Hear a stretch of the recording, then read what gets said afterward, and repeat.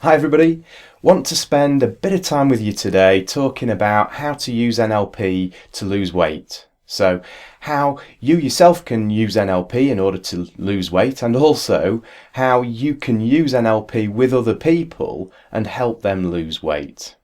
So we're going to talk about that. We're going to be talking about and showing you why dieting often produces inconsistent results. So weight loss, weight gain, weight loss, that sort of thing.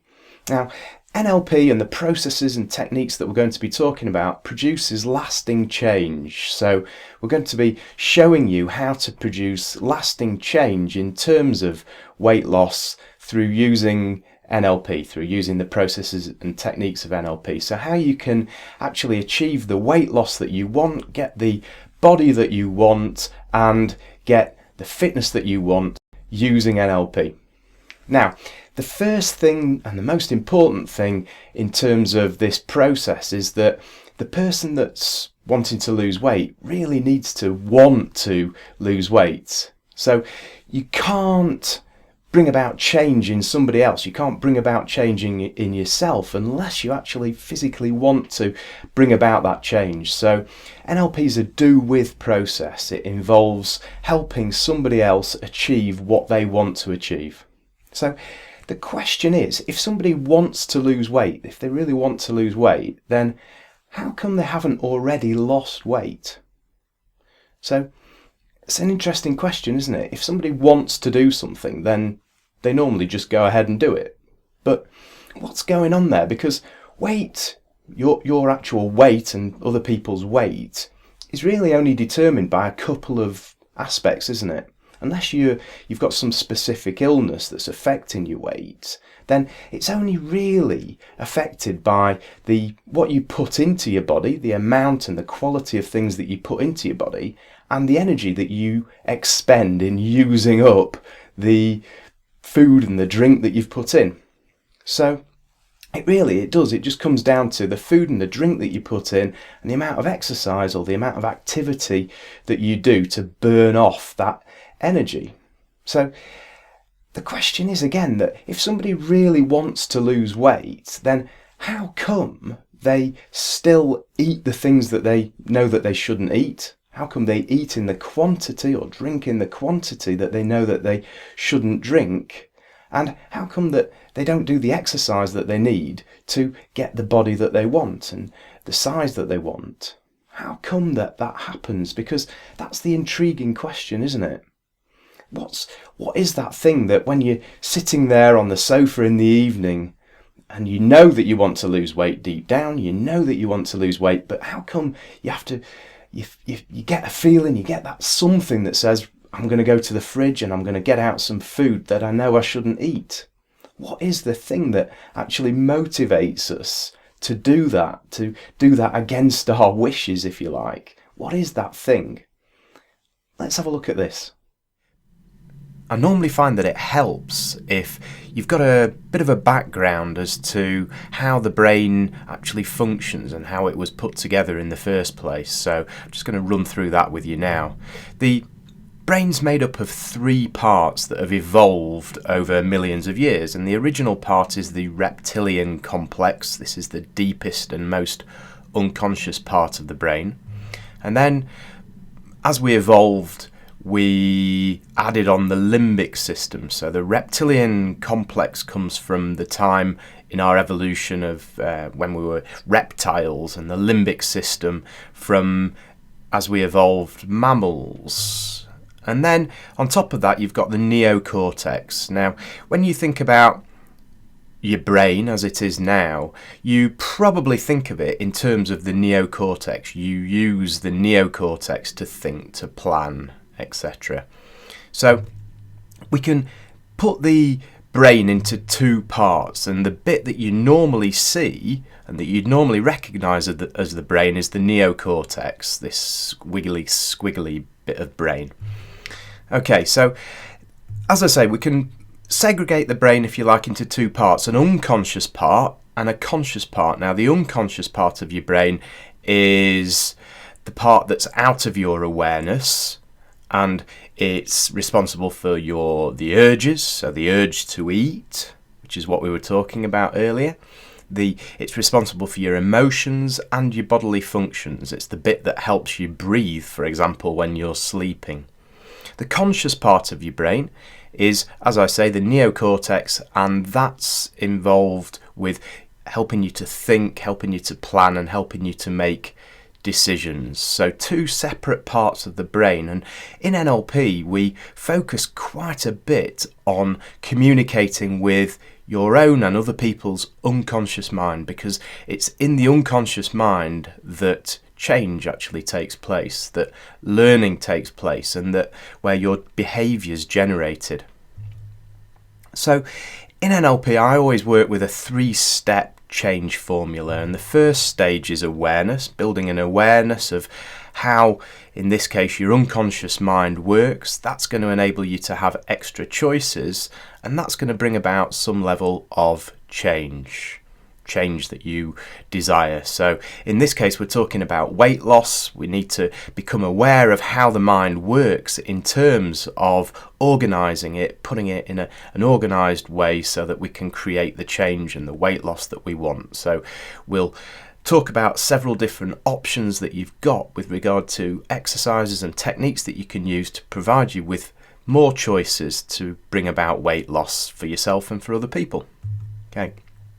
So, as I say, the unconscious part of the brain. Now, in any form of communication, this is internal communication, and this is the NLP communication model that we're looking at, or we're going to be looking at in a minute. There'll be some kind of stimulus, and the stimulus will either be internal or it'll be external. So we'll either see, hear, feel, taste, or touch something which will provoke a response in us, or we'll have a thought or an emotion that creates a response. So that's the stimulus. The stimulus goes straight to the unconscious part of the brain, and emotions and thoughts, etc., all come originally, normally, from the unconscious part of the brain. So in the unconscious part of the brain, the information is going to be filtered. So let's say this is an external stimulus. So you see a bar of chocolate in the fridge, say for example, and what happens is you take that image inside and you filter the information. So what we actually record in our brains, what we see, isn't the true extent of the information that we're receiving. It's we pass the information through a mind filtering center in our brains, in our unconscious part of our brains, and this information is filtered by our values, by our beliefs, by past decisions, by memories, and by language. Neuro-linguistic programming, so there's the language aspect there. And this is a conditioning or a programming part of our communication. So we get a stimulus and it provides a result, and we are not always aware of the process in between. So the process that's in between involves some kind of mind filtering. That takes place and it produces in us an internal representation. The internal representation is what we see, what we hear, what we feel, what we taste, what we touch, what we smell. So that we get an internal representation. We represent the information that we receive to ourselves so that it's understandable for us, and we do that after the information has been filtered. That'll put us in a certain state of mind, and we will respond in a bodily way normally to these internal representations and to our state of mind. So if we're in a good state of mind, then we'll be positive in our body language. Okay, these are intimately coupled, these three things on the left hand side here together. So your internal representations are influenced by your state of mind and by your physiology, as well as influencing your state of mind and your physiology. Okay, so if you very often, if you're tired, but if you sit upright, if you dance about a bit in your living room, then you're going to be in a better frame of mind and you're going to be more alert. So it'll make you more positive. Okay, so these internal representations, the state of mind and the physiology result in some kind of behaviour. Okay, so this is the internal communication process. Now, these internal representations here are the forms or take the form of internal pictures, internal sounds, internal feelings, self-talk, tastes and smells. And these internal representations are really, really powerful, and these are the things very often that we work with in NLP and that we're going to do a bit of work with today. So the internal representations that we create in our head as a result of the information we take in. Okay, so bear in mind that these internal representations are all unique to each of us because we've all got unique values, beliefs, decisions, memories and language that we've already filtered the information with. Okay, so let's have a look then at this. We're going to talk about the unconscious mind, and the unconscious mind maintains and generates your habits. Now, as we saw on the last slide, an external stimulus comes in, we process it, and it produces internal representations that lead to a behaviour. So this is an automatic process, it's an unconscious process, and the process is run by our unconscious mind. Okay, any behaviour becomes natural over time. Now, when you were born, you weren't able to sit in a chair, get up out of the chair and walk. You'd probably not even get that far as falling over. It's difficult. It's a tricky skill. It involves lots of complex movements. Even standing up involves lots of complex movements, where you place your hands, your feet, how you balance your weight, etc. Where you hold your head on top of your body, whether it's tilted forwards or backwards. These will all influence how you are able to maintain your weight and walk in a way that works for you so that you don't fall over. So any behaviour becomes natural over time. It becomes automatic. We condition our behaviour according to the responses that we want. So the response that we want when we get up out of a chair is to be able to stand up without falling over, and our automatic processes enable us to accomplish that. Our unconscious mind enables us to accomplish that. Now, the unconscious mind and the conscious parts of the mind need to work in harmony together. There needs to be rapport between the two. So the conscious mind is the instigator normally for the response that we have within our bodies, the behaviour that we create. The conscious mind says, I'd like to do this, I'd like to eat less, I'd like to get up out of the chair without falling over, and the unconscious mind provides a response. However, the unconscious mind is programmed from when we're born to respond in a certain way. So we start the programming early, the conditioning early, and so when you become an adult, much of your behaviour is already anchored in place, which means it's tricky to change. That's why you need techniques that we can use from NLP to enable us to change. Okay, so the unconscious mind will respond to instruction from the conscious mind. So if you're consistent in your instruction from your conscious mind, then eventually your unconscious mind gets the message, and that's when the behaviour becomes natural. So if you're overweight, or if you've got a client or a patient who's overweight at the moment, then their unconscious mind's been programmed in the wrong way by repetitively doing the wrong thing in terms of their eating or their exercise patterns. Okay. So the stimulus comes in, it's filtered, the information is filtered through our mind filtering unit, and it provides us with internal representations. Now, one of the big things is memories. Memories are one of the biggest stimulus for our state of mind and for the way that we feel at any one time. So you can be in a good mood by stimulating a good memory, a bad mood by stimulating or thinking about a bad thing. And obviously, memories don't necessarily come to order. You may get memories that you don't want as well. Anyway, thinking about a memory that you do want, I'd just like you to remember for a second your last holiday. So bring to mind your last holiday. You might need to close your eyes in order to do this. Bring to mind your last holiday. Have you got it? Great. So open your eyes again, thank you. What did you get? Did you get a picture? Did you get sounds associated with your holiday? Smells, feelings, tastes, maybe?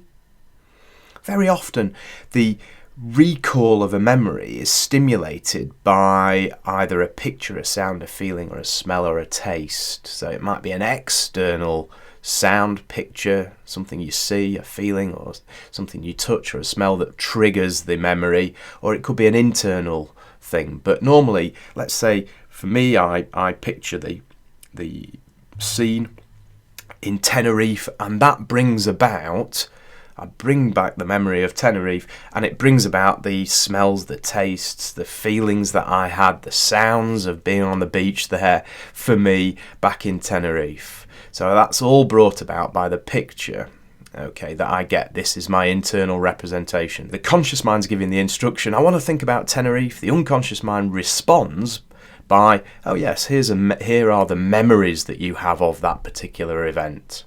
Okay, with me so far? Excellent, thank you. So we have visual stimulus, we have kinesthetic or feeling, things that you touch, stimulus, auditory, things that you hear, gustatory, things that you taste, and olfactory, things that you smell.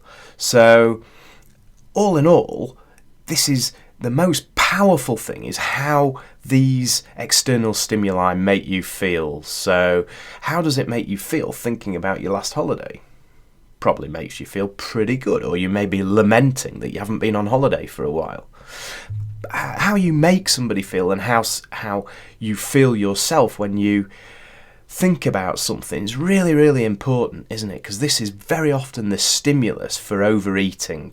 How do you feel? You feel hungry? You feel like having something to eat? How to feel better? Well, let's have something to eat. And that's the thing, and that's very often what causes people to be overweight. Okay, so the emotions are a big trigger for behaviour. They're a big trigger for how you feel at any one time, and emotions come from the unconscious mind. Now, this is Maya Angelou, and she said that people may forget what you say, people may forget what you do, but nobody will ever forget how you make them feel. I just love that quote. How you make somebody feel, they're never going to forget that. That's how powerful feelings are for most people. Okay, so what we're going to do is we're going to just have a look at this. Now, your memories, whether you're aware of it or not, are stored in a timeline in your head, in your unconscious mind. They're stored there. They've got to be, haven't they? Because how can you know that one memory happened before a closer memory, one that happened more recently? How do you know that? You've got to store it in some kind of way according to time. So just shut your eyes for a moment, if you would. Just shut your eyes, and we're going to try and establish your timeline now. So just think about something, if you would, that happened last week. Think about something that happened last week and notice where that thought or image or sound or feeling comes from when you think about something that happened last week. Did it come from the left, the right, from behind you, from in front of you? Point in that direction if you've got that far. Don't forget that this is an unconscious response. So you're asking for a response from your unconscious mind, which means that you may not necessarily be aware of it, but you might just get an inkling. Okay, thanks. So think about something now that happened 6 months ago, and notice where that came from. Notice where that image or sound comes from of something that happened 6 months ago. Something now that happened 5 years ago. Think of something that happened 5 years ago and notice where that comes from. Now, you may notice that, and you can open your eyes now, thank you very much. You may notice that these events that you recalled are stored in some kind of line. So they may have all come from a certain direction, with the event that happened 5 years ago further away than the event that happened last week. That would make sense, wouldn't it? That's why something that happened last week is probably more vivid in your memory than something that's further away in time, and also in terms of where you're keeping it in your in your unconscious mind. Okay, so think about this then. Something that happened 6 months ago, something that happened 5 years ago. How come sometimes something that happens 5 years ago might be more vivid in your memory and cause you more problems or difficulties in your life than something that happened 6 months ago? Now, very often the emotion that's involved within the memory, within the event, will determine how often you think about that particular event. And if you've got something at, say, 5 years old, which has got some trauma associated with it, then that the trauma may well, and the emotion may well keep coming back in events throughout your life unless you've actually dealt with it, because there are negative emotions associated with traumatic events in the past, and we've all had some kind of build-up of negative emotions, whether it's from serious trauma or whether it's from minor things. We all have the ability to create anger, to create fear, to create guilt, to create hurt and sadness within ourselves by thinking about things that have happened in the past. And these might not be, as I say, very serious traumatic events, but we'll all have something.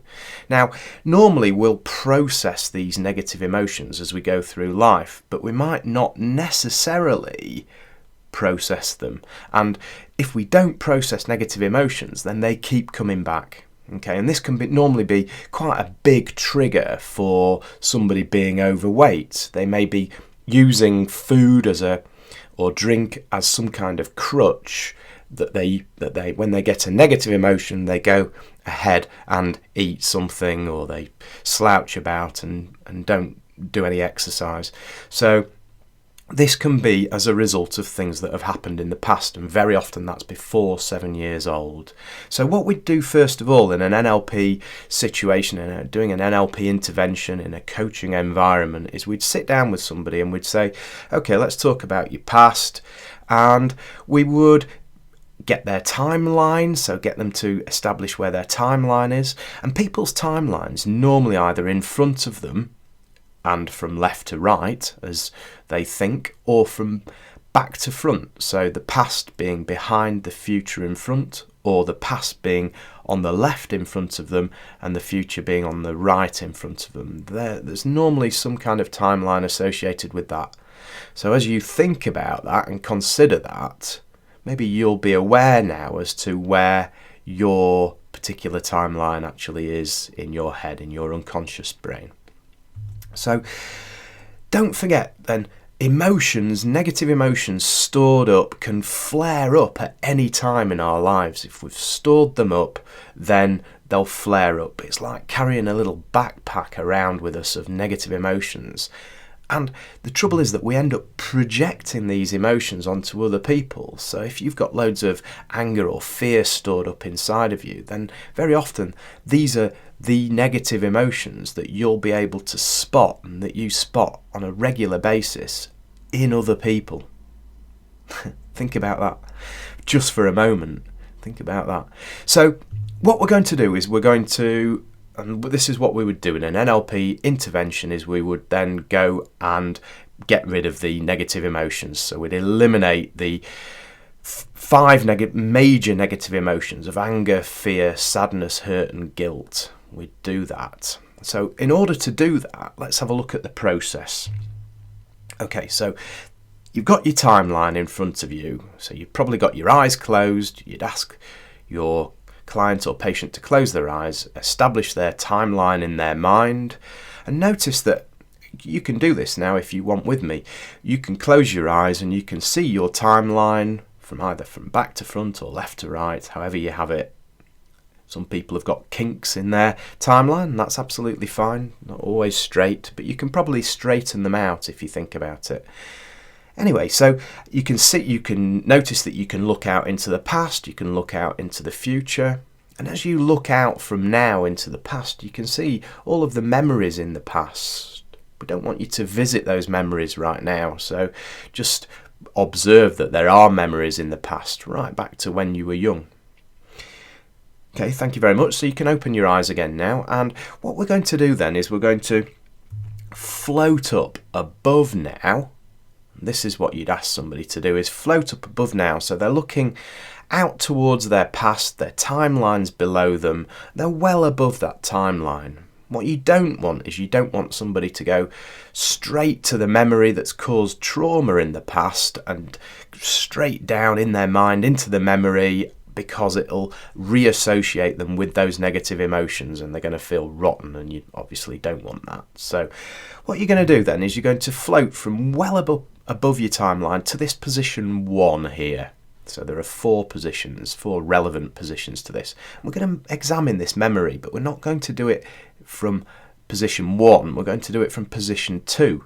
So position 1 is about 15 minutes before, or after if you like, after the memory took place, but you'll float from above now to just before the memory. So you notice the memory below you on the timeline, you just observe it there, and then you move on to directly above the memory. So you're well above the memory in your mind's eye. You can then notice that you can look down on the memory. Don't associate with the memory, don't drop down into the timeline, because that's going to make you feel rotten. That's going to make you associate with the emotions within the memory. But notice that you can, at this point in time, you can examine the memory from a safe distance. As long as you're high enough to observe the memory from a distance, you can see yourself in the memory and you can see what you're doing. You can see what's happening within the memory. Now, don't forget that all of this is assisting your unconscious mind to take learnings, assisting it to effectively reprogram it. So you know that you're examining a negative emotion. Let's say you're examining fear. So you look down on the memory and you see things occurring in the memory. Now, you can either look at this in a positive or a negative way, and I'd encourage you to take learnings from the memory that are positive for you, because it's not healthy for you to have negative emotions stored up in your body. And actually, your unconscious mind knows that. So what learnings can your unconscious mind take from the memory, from looking down on the memory, that are going to enable you to let go of this negative emotion, in this case, fear?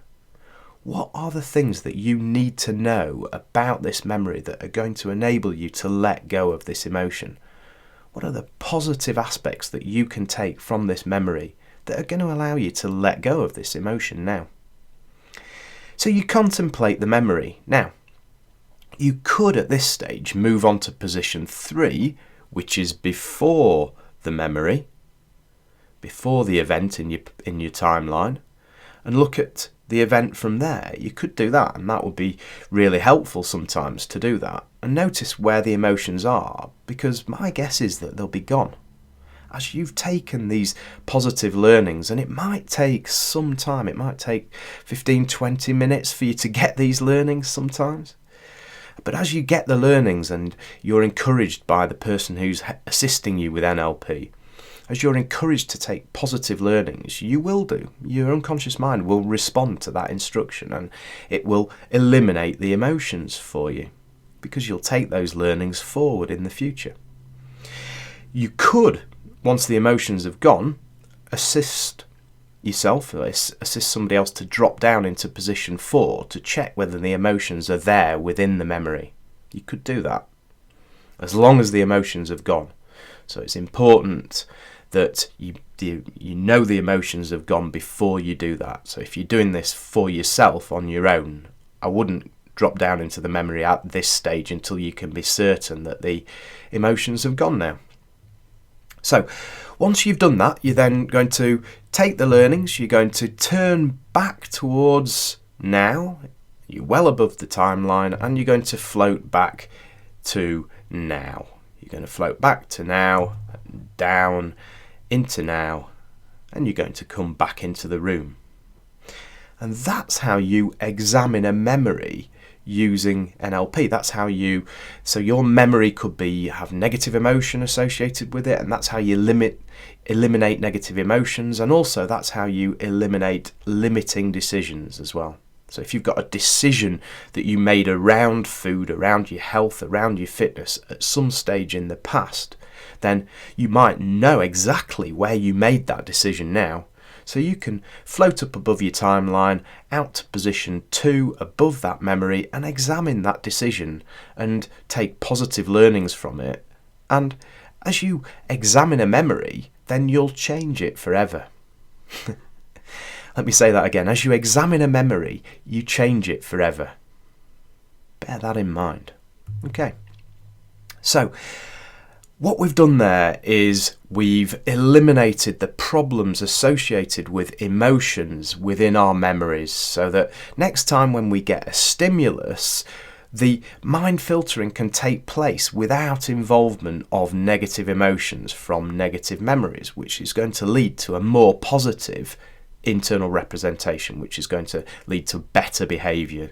Okay, so if you've got limiting decisions, if you've got limiting or negative emotions associated with your overeating or lack of exercise that's causing the weight gain, then you can eliminate your emotions, negative emotions first of all, change your memories so you're all set up in a better way in order to start the behaviour that you need in order to lose weight and be the weight that you want to be.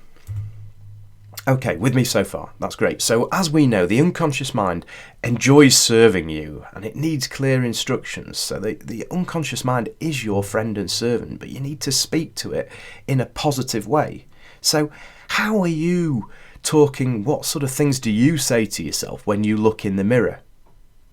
Because in effect, you're communicating with your unconscious mind. So if you're saying kind things, then that's great. If you're not, then bear in mind that your unconscious mind's going to take it personally and it needs clear, positive instructions. Okay? So, the other thing about the unconscious mind is that it doesn't process negatives. What do I mean by doesn't process negatives? Well, have a look at this. This is in a subway, a sign in a subway in Melbourne under the river, and it says do not spit, and obviously it's provoked a negative response in people. They've deliberately spat at the picture. The unconscious mind doesn't process negatives. So don't think of a blue tree. Just do me a favour. Don't think of a blue tree. Did you follow my instructions, or did you think of a blue tree? You won't have been alone if you thought of a blue tree, because the unconscious mind can't process negatives.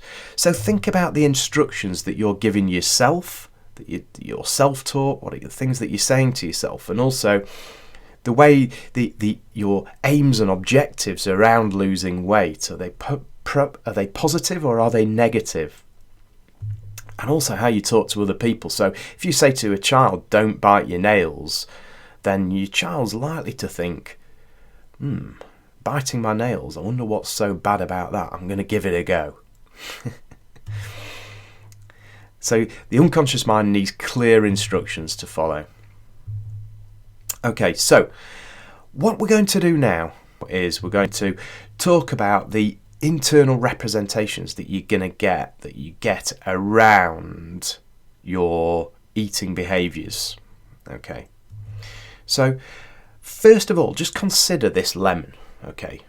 Have a look at the lemon and just notice how waxy it looks, and you can imagine cutting it open, and as you cut it open, how juicy it is inside and how sweet it is, and you can imagine biting into it and ugh, yuck. If you're anything like me, that's gives you a funny taste in your mouth.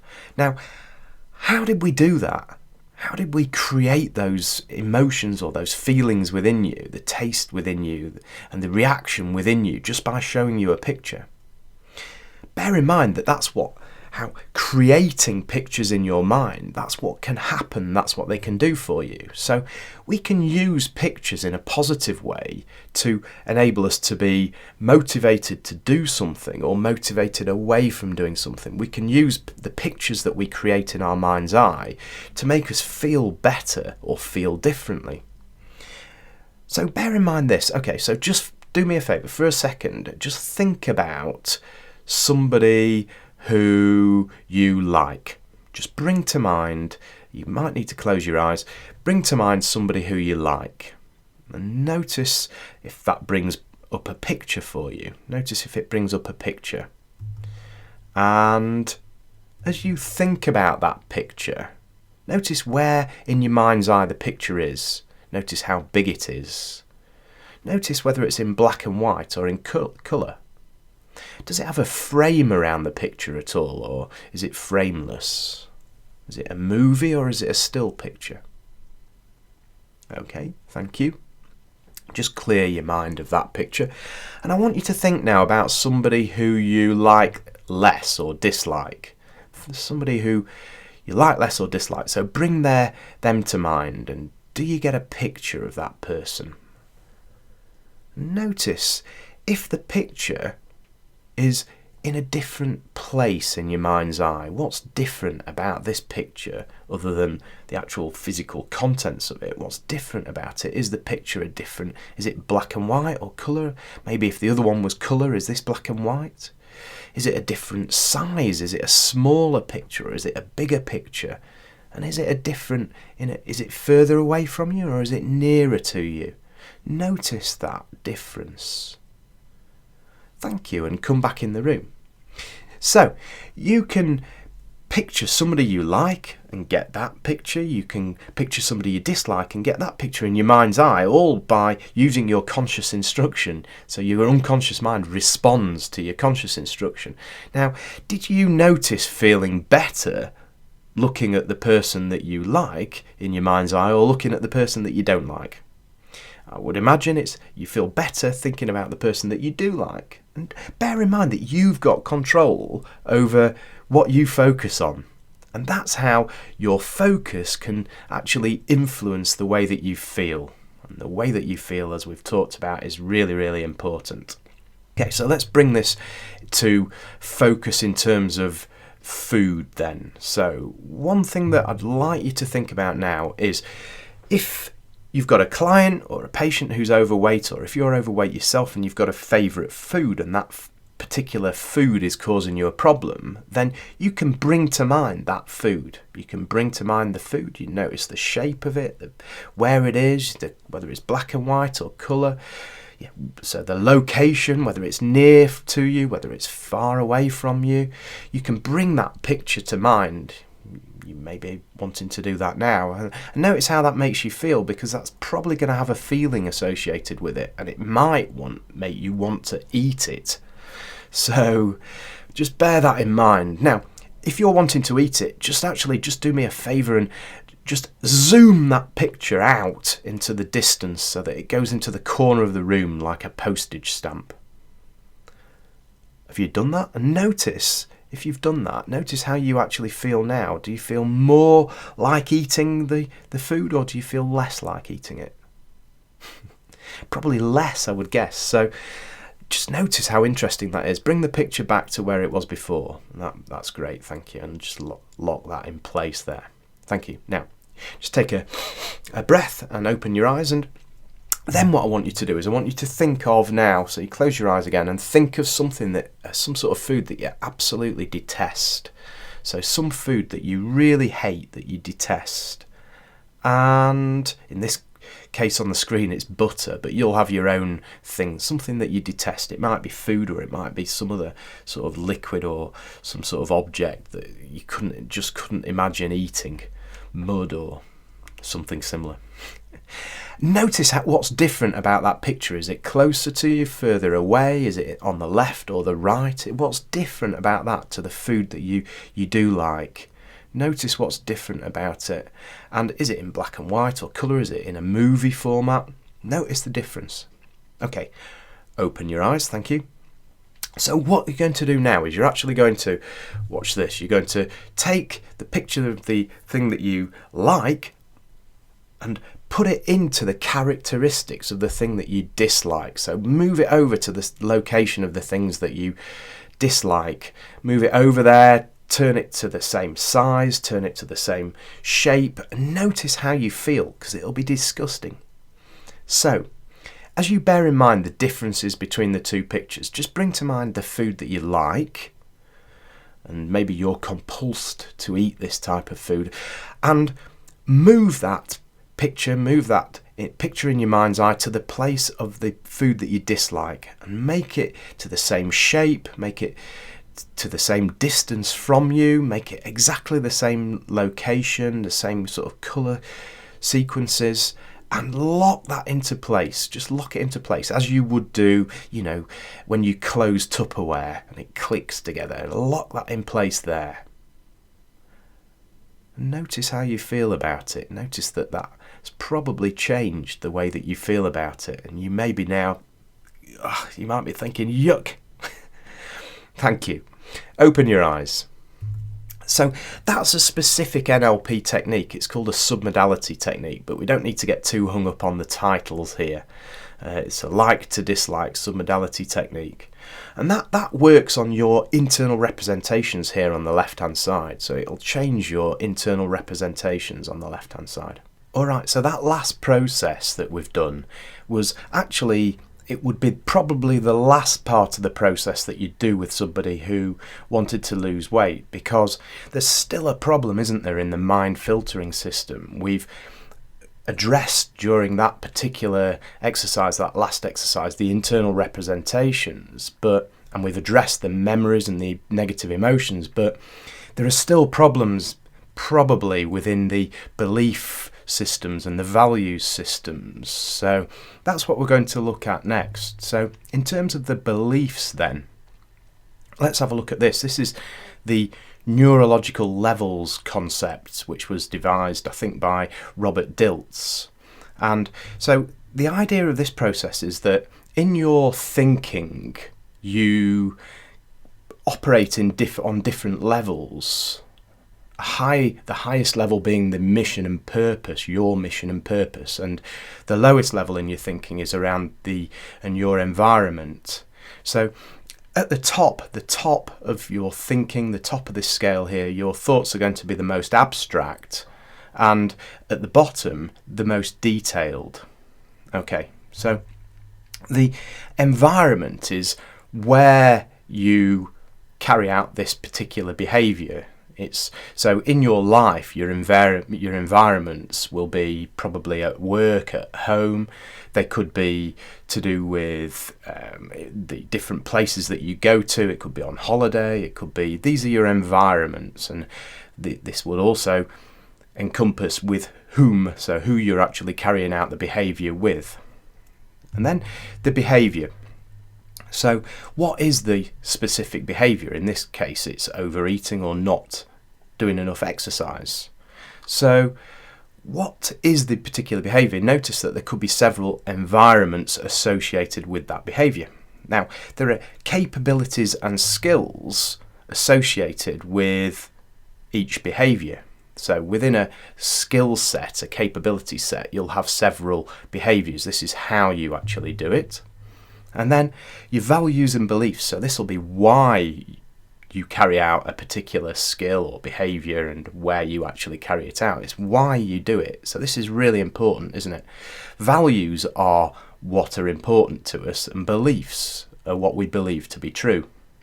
Okay, so above that you've then got your identity. This is who you actually are. This is getting to right to an abstract level, right to the top of this hierarchy, if you like.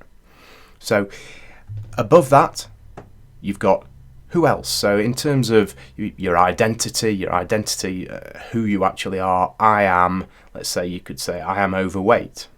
So what else are you? Because you're not just overweight. You're a mother, you're a father, perhaps you're a partner to somebody, and you're many other things other than the identity in that particular area. So that's the most abstract and the most important, if you like, aspect on the neurological levels. Okay, so your overall mission and purpose can be in different contexts. So it might be a mission and purpose that you have a family environment for, a work environment for, and a fitness and health environment for as well. Okay, so your overall mission and purpose will be common to each area of your life. Many areas of your life. You might have personal development, you might have your relationships, etc. Okay, So thinking about this then, somebody says, I wish that I could lose, or they say, I hate being overweight. So somebody says, I hate being overweight, and they think internally, I wish that I could lose weight. Now, when they say that, and this is the linguistics again, this is the linguistics part of NLP, whereabouts on the scale of abstract to detail are they talking? Is that an abstract thought, I wish that I could lose weight, or is it a detailed thought? I hate being overweight. Is that abstract or detailed? Well, just by listening to it and not understanding NLP, you'd probably be able to guess, but NLP's about getting specific, and it's about giving you tools so that you can know exactly where somebody's talking and where you're thinking. So are you thinking in specifics? Are you talking about relationships and connections that are more abstract? So this idea comes from the hierarchy of ideas concept in NLP. So think about this then. So you've got a car. Maybe you start off with the word car. Okay, so the cars have different categories. So the category of car we're talking about is a BMW, and there are several types of BMWs. So we're going down this hierarchy now, down the neurological levels, if you like, if we can equate it to that. So it's a 3 Series BMW. And what type of 3 Series is it? 318i. So cars don't just come in categories. They've got lots of other things associated with them. So if you think about car parts, we're talking about a door. So this person who's talking here, let's say they come to the garage and they say, I've got a problem with my car. What type of car is it? It's a BMW. What type of BMW? A 3 Series. What type of 3 Series? 318i. And what's wrong with it? Specifically, so we want details. Well, there's a problem with the door. Oh, right, which part, which door? The driver's door. Which part of the driver's door? There's a problem with the lock. So we've got the details. Now, somebody might say, I've got a problem with the lock on my car, in which case you've got the details, other than what's wrong with the lock on the car, and then you'll get even more specific. Which part of the lock, you can then identify where the problem specifically is, and once you've got where the problem specifically is, then you can solve the problem, and you would do that by going up the hierarchy. So if we think about a car, then what's more abstract in terms of cars? What's more abstract? Well, what is a car an example of? It's an example of transport. So the problem here is that you can't transport yourself to where you need to be because you've got a problem with the lock. And what's another example of transport? Well, a bus. So you could get a bus, could you? Maybe get a bus rather than use your car. Well, thinking, and again, what is transport an example of? It's an example of movement. What's movement an example of? Existence. And at the top of any hierarchy, any thinking hierarchy, any problem hierarchy, you've got existence. That's the most abstract thing that can be, existence. Very, very abstract. No detail in there at all. And it's where all problems can resolve themselves. Okay, so in order to go down into the detail, we would ask people or ask ourselves, what are examples of the particular problem? And in order to go into abstract, what's this an example of? What is this an example of? There are other questions as well, which we'll come to in a minute. But you've got the idea, I think. It's sets and subsets, if you like. So a set has several subsets, and as you go up the hierarchy of ideas, you get more abstract. As you go down, you get more detailed. Bear in mind that in this, the influence that you have over the problem increases as you talk and think at the different levels. So if you make an influence at a higher level, it will influence if you make an intervention at a higher level, it will influence all of the levels below. Okay. Think about this in terms of other problems then. So somebody says, I've got a problem in terms of my beliefs. I believe that I'm overweight. I believe that I can't stop eating. I believe that, things like that. This is a belief. That's going to affect all of their capabilities and skills, their behaviour and their environment. So it's going to affect all of those particular things. Okay?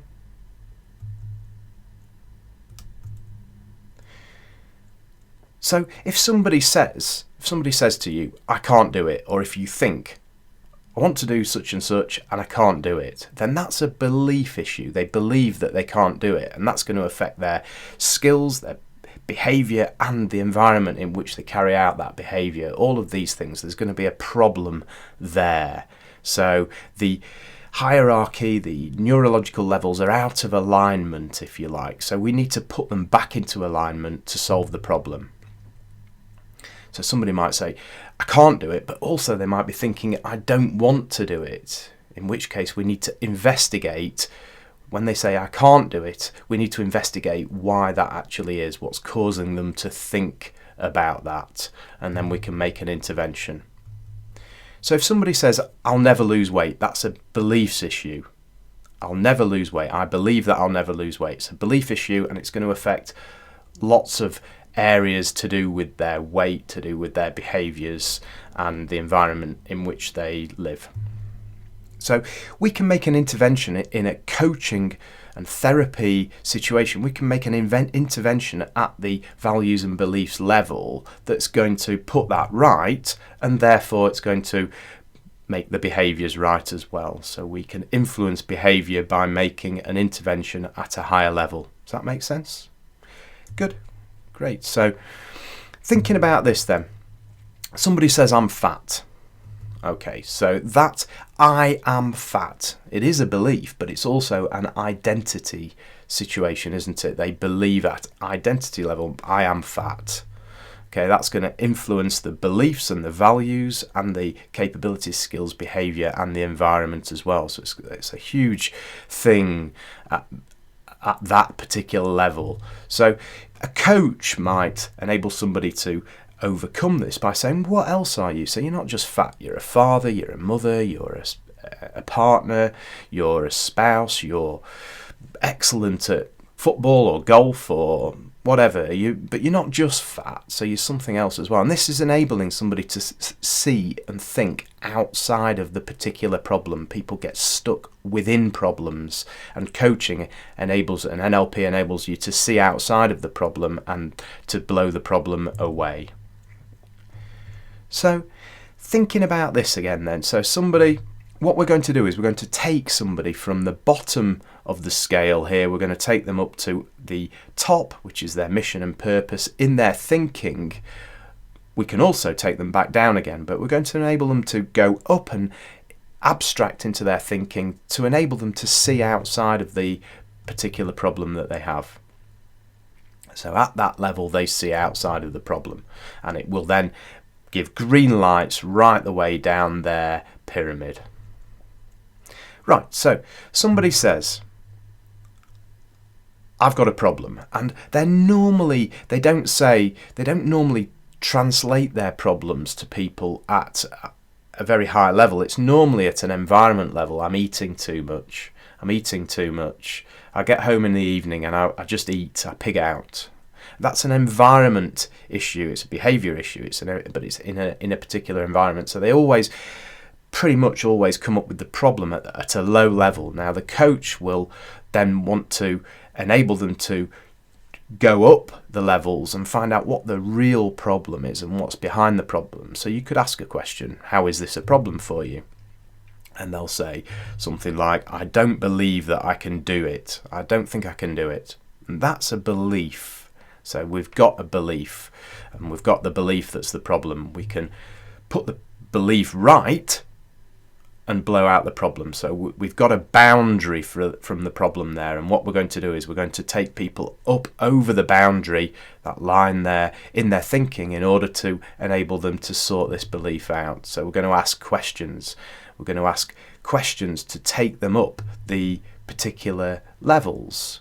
We're going to listen to what they say in response, and we're going to ask another question, and all the while we're going to be taking them up the pyramid in their thinking, up the levels in their thinking, and eventually they're going to get to a level of identity, and it's going to enable them to see outside of the problem, that the problem isn't the only thing in their lives, and that very often takes the problem away and it puts all the lights on green.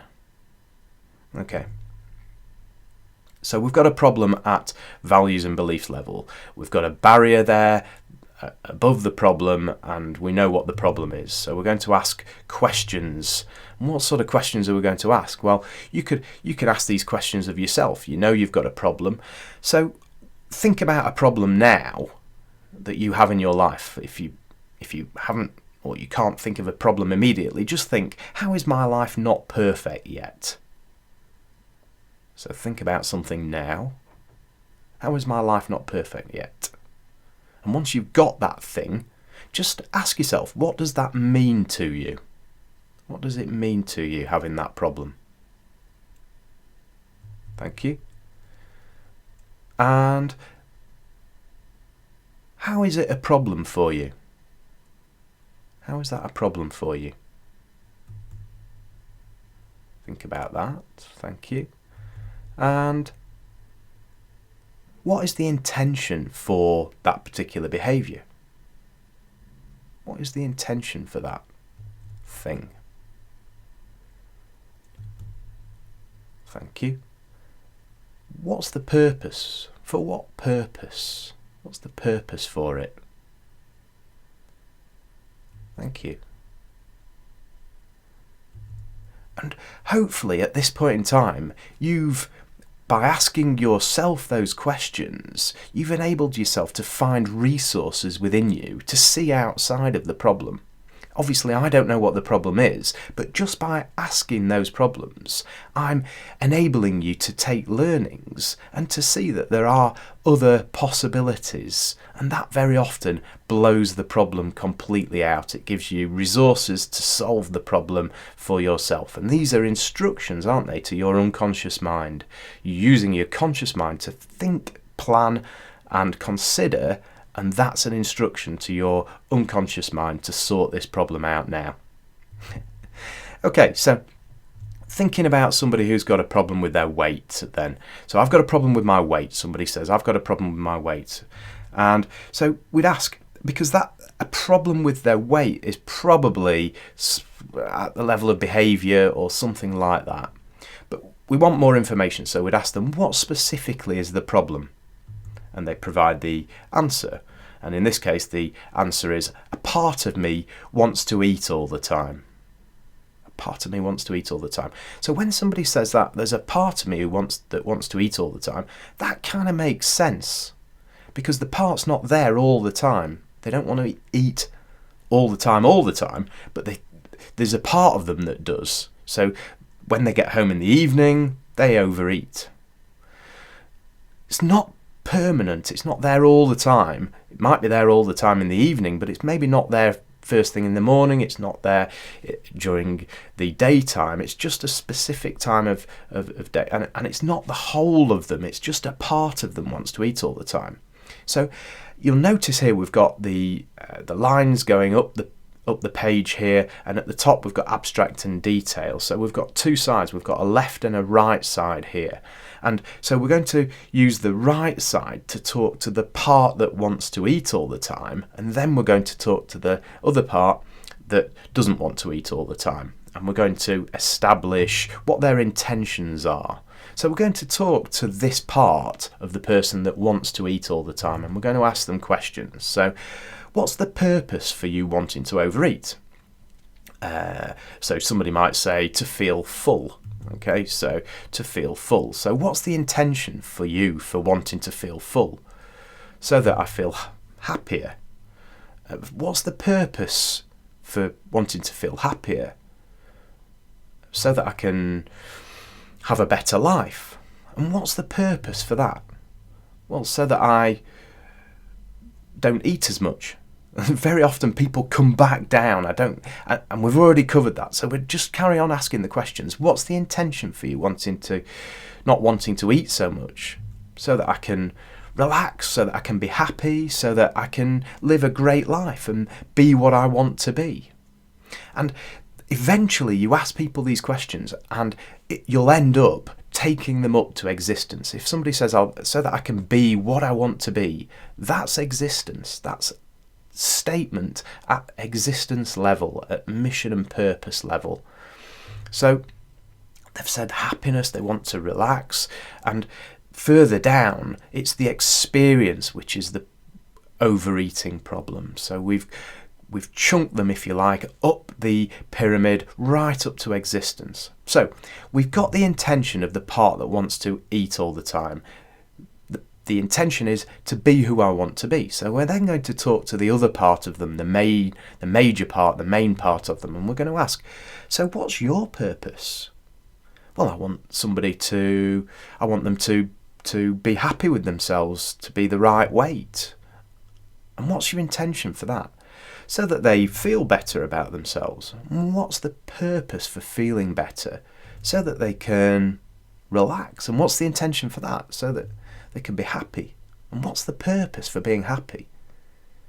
So that I can be who I want to be. So that they can be who they want to be. And you'll notice now that you've talked to both parts, the part that wants to eat all the time and the other part, and they've got the same intention, the same highest intention, and that's going to blow once they realise that, once you realise that, if you've done this exercise yourself, and don't forget you can rewind and go through this again, you've got the same highest intention, it's at existence level, at mission and purpose level, so that you can be who you want to be, and that's going to solve the problem. That's going to remove the belief issues.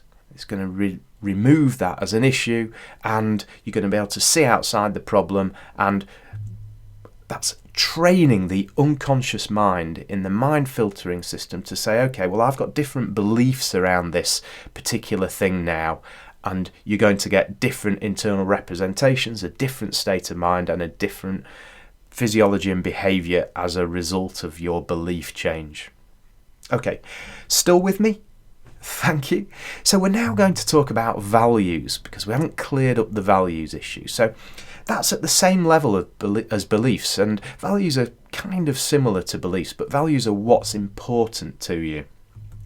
Okay, so if they're out of a line, then you're going to have, if what's important to you is out of a line, if deep down, and don't forget, these aren't necessarily conscious, you're not consciously aware of these particular issues necessarily, they're built into your unconscious, and if you've got a value that's out of line with what you're trying to achieve, then you're not going to be able to achieve it. So this is why, when we said earlier, how come you want to lose weight but you're not losing weight, and something's saying go to the fridge and eat, or don't exercise, or don't be active, then this is why you're not, the pull from that thing is coming from your unconscious, and it's all powerful, and it's overriding your desire to lose weight. So this is all at values level. This is all about your motivation. What's motivating you to act in a certain way? So in terms of your weight, what's important to you? In terms of your health, your fitness, what's important to you? Think about that. What's important to you? And as you think about that, you may notice that you get some sort of picture and internal representation that comes to you. And notice that, are you in this picture, in this internal representation, are you motivated towards what you want or away from what you don't want? Are you motivated towards what you want or away from what you don't want? This is really important. I'll show you why it's really important. Let's talk about this in terms of losing weight then. So a towards feeling of, so this the internal picture, the internal motivation, if it's towards, it'll be towards feeling better about yourself, be towards looking more attractive. These are the type of positive motivations. And the away froms are away from health problems, away from looking unattractive, and away from not feeling great. So which was yours? Was it away from or was it towards? notice that if it was away from, there's an involvement here from your unconscious mind. This picture here is the image I get of my inner saboteur that was programmed back in evolution, not to do with me. We've all got this. We've got an inner saboteur that's programmed when we're from our reptilian brain, the time when we were reptiles, when we were running away from being eaten by bigger objects, bigger mammals, if you like, or bigger dinosaurs. We've got this fear, fight or flight system built in, and it causes us to self-sabotage. And this, by thinking about what you don't want, that's self-sabotage. So thinking about your health problems, that's self-sabotage. You want to focus on what you want. Let me give you an illustration. If somebody's moving away from being overweight and having health problems, let's say they're not doing anything about it, so they're in a period of inactivity. They start doing something about it. All the time they're focusing on, I've got this health problem, so I need to lose weight, I need to get fitter, I need to feel better about myself. But we're looking at it from a negative point of view. We've got this health problem and I need to start losing weight to get away from this problem. So the motivation as you move away from the problem goes down. The motivation level goes down, doesn't it? Because it becomes less of a problem as you as you become fitter, as you lose weight. Then your motivation to carry on losing weight actually diminishes, because the fear of the health problems also diminishes. Does that make sense?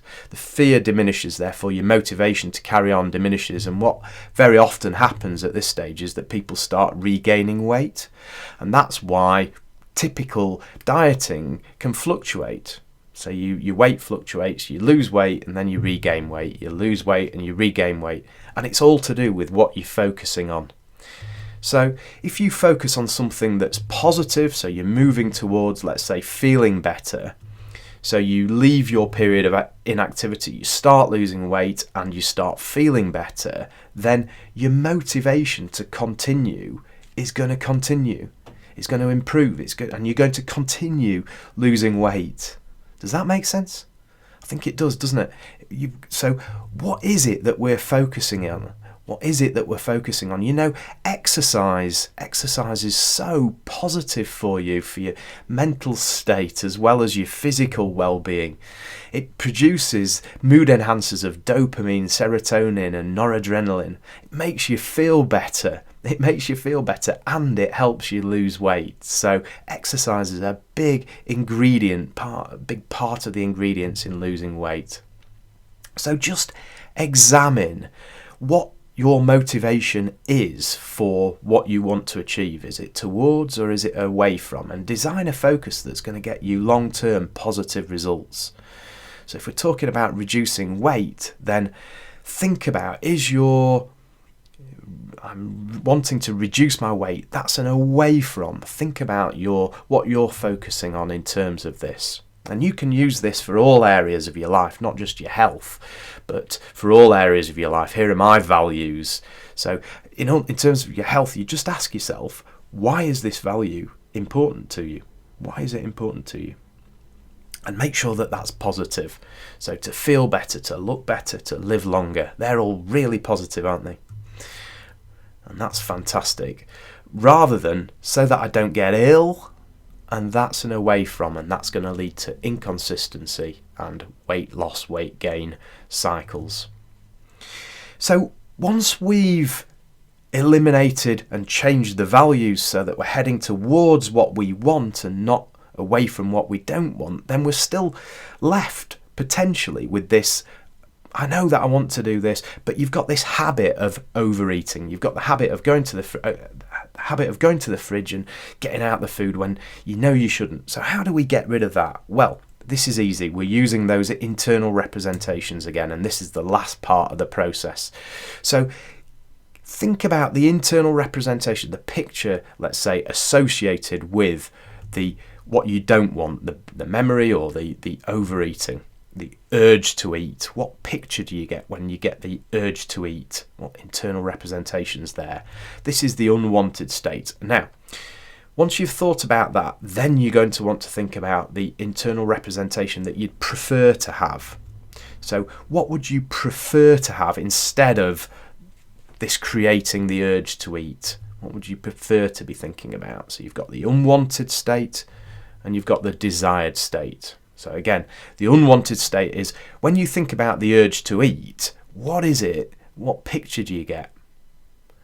So you might have a really nice piece of chocolate in mind, or a nice piece of meat or something, nice apple. Although you'd need to eat a lot of apples, but anyway, you get the picture. So you've got this picture of the urge, and then so what would you rather have instead? And I would suggest it would be, instead of having this really nice piece of chocolate in your mind's eye, maybe you've got this absolutely disgusting rotten leek or something, whatever you thought of earlier as the thing that you really hate. If that springs to mind instead of your chocolate, if that springs to mind, then you're much less likely, aren't you, to fulfill the urge to eat. So it rids us of the urge, and by now you've got rid of the negative emotions, you've got rid of the values and beliefs that were hindering you, and this is all that's left. So what we're actually going to do is we're going to create a new neural pathway or a new habit around your weight, around your eating and around your exercise. So when you could do this for exercise. So when you think about taking exercise, what sort of picture do you get in your mind's eye? And some people have said to me in the past, they've said, oh, well, I'll just look stupid. That's what springs to mind. Well, that's not very empowering, is it? What's going to be the thing that they can bring to mind that's going to mean they go, yes, I'm going to go and do some exercise?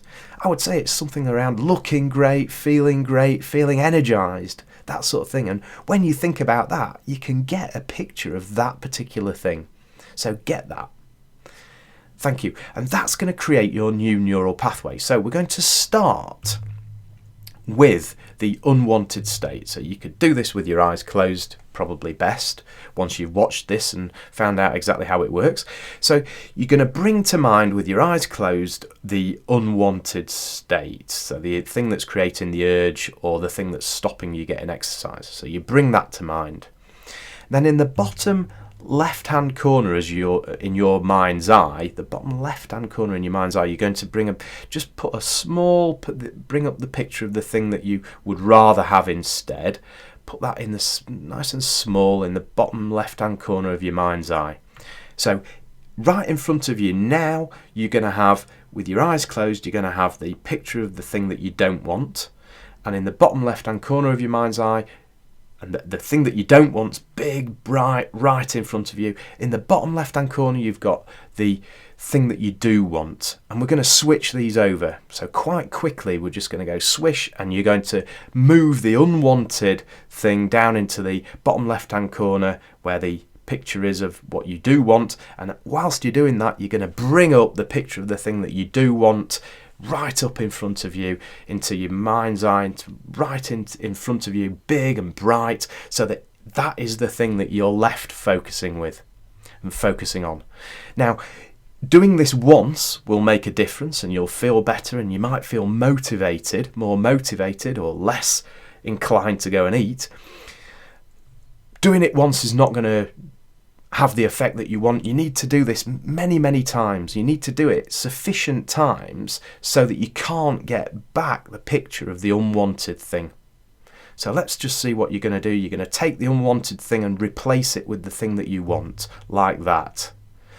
So you can do that. So bring up the thing that the unwanted state into your mind's eye, big, bright, bold, and the small in the bottom left-hand corner, the thing that you do want, nice and small and dark in the bottom left-hand corner of your mind's eye.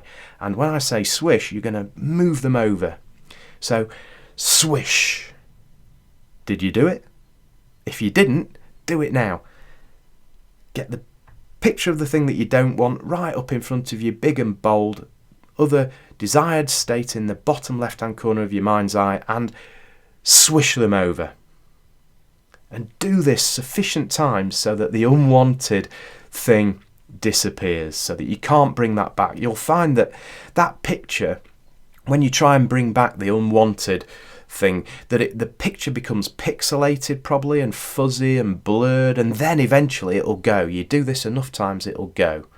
So do that, and we're going to have sorted your weight problem out. So you can do this with yourself. You can definitely use NLP with yourself. You can do this with other people, and this is how you help people lose weight. So we've looked at several different aspects here. We've looked at how to eliminate negative emotions that might be causing people to trigger memories. That means that they are motivated to eat rather than to lose the weight that they want. So that we've sorted that out. We've looked at how to create pictures in your mind's eye that are what you want in terms of the food that you would hate to eat rather than the food that you want to eat. We've looked at that. We've looked at your beliefs and the values, and we've shown you how you can program in new neural pathways to a better weight and to more fitness. I really hope that you've enjoyed this presentation. I really hope that you've enjoyed these exercises.